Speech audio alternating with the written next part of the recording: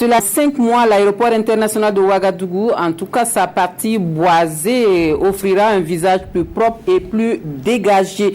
Des travaux de débroussaillage et de nettoyage sont entrepris depuis hier pour offrir de meilleures conditions de trafic dans l'espace. Donc, des travaux qui s'étendent sur une superficie de plus de 80 hectares. Ces travaux ont aussi un caractère plus ou moins sécuritaire. Nous suivons le lancement de l'opération Jean Zongo et Ismaël Diloma Sirima. D'ici fin octobre, ces arbres situés dans l'enceinte de l'aéroport international de Ouagadougou seront tous enlevés.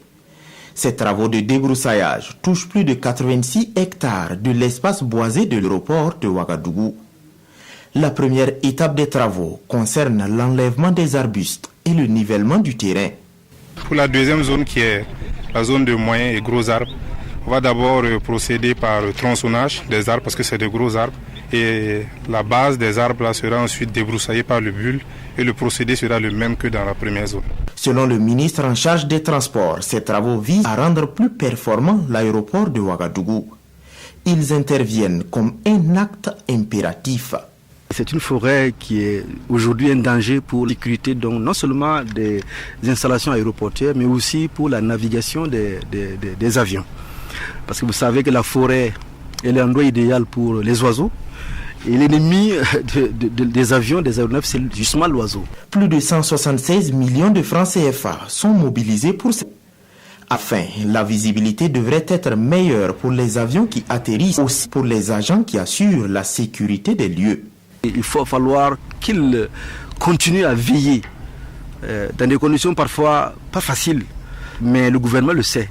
Parce qu'après ce désherbage, il y aura probablement l'installation d'un bureau pour la gendarmerie le long de la clôture. En marge du lancement de ces travaux, le ministre en charge des Transports a salué le travail abattu par l'ensemble des acteurs du secteur aéroportuaire. Nous mettons le cap sur le Sahel pour prendre des nouvelles du projet Eau et croissance économique qui connaît des avancées dans son exécution. Le volet 1 prend en compte la ville de Dori et ses environs et à la fin du volet 2, Dori, Gorom Gorom et Falangoutou devraient être raccordés et approvisionnés par le barrage de Yakoutan dans ce projet dénommé Triangle d'eau. On fait le point avec Ibrahim Kagone, Séni Thiem Touré et Lazare Sano. Les populations de Dori, Gorom Gorom et Falangoutou ne vont plus connaître le problème d'approvisionnement en eau potable. C'est ce qu'affirment les autorités régionales en charge de l'eau au Sahel. On parle de triangle d'eau parce que l'idée, c'est de fournir en eau potable 3 grandes villes. La ville de Dori, la ville de Gorom et la ville de Falangoutou. Et sur le plan géographique, ces 3 villes forment un triangle. Je pense que l'apport du projet est très très considérable parce qu'il est prévu une de 230 m3/h. Donc vous voyez, à tourner sur 130 m3/h, donc nous aurons un apport de 100 m3 supplémentaires. Et avec 100 m3 supplémentaires, nous pourrons faire face un temps soit peu aux besoins de la population. Des aménagements doivent tout de même être faits sur le barrage de Yakouta pour pallier le problème. Et le barrage a une capacité de 25 millions de mètres cubes d'eau. Mais si on augmente de 30 cm le déversoir, on augmente de 30 cm seulement, on peut ajouter jusqu'à 5 millions de mètres cubes.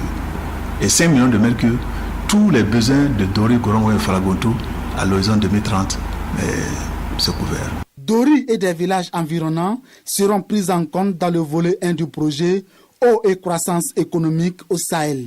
L'engagement a été d'une hauteur de 12 millions et AMGOL aussi a apporté une contribution de 2 millions. Et c'est ainsi que un bureau d'études a été contracté pour mener l'étude de faisabilité. À l'issue de l'étude, on s'est avéré que la somme disponible ne permettait pas vraiment de réaliser l'AEP de Dori, de Gorom Gorom et de Falangoutou.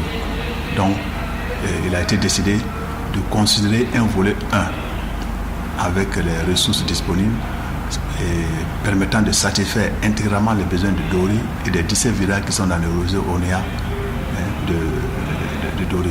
Le triangle de l'eau ne va pas se limiter qu'à l'adduction en eau potable dans les villes de Dori, Gorom Gorom et Falangoutou. On a vu la possibilité d'exploiter d'autres aspects, notamment transformer ce triangle en pôle de croissance. Donc le projet ne va pas se limiter uniquement à la fourniture d'eau potable, mais il y a d'autres aspects économiques que le projet a pris en compte, notamment le développement de l'agriculture, de l'élevage au sein de ces 3 villes-là. Le second volet du projet va concerner les villes de Gorom Gorom et Falangoutou et va débuter en 2020.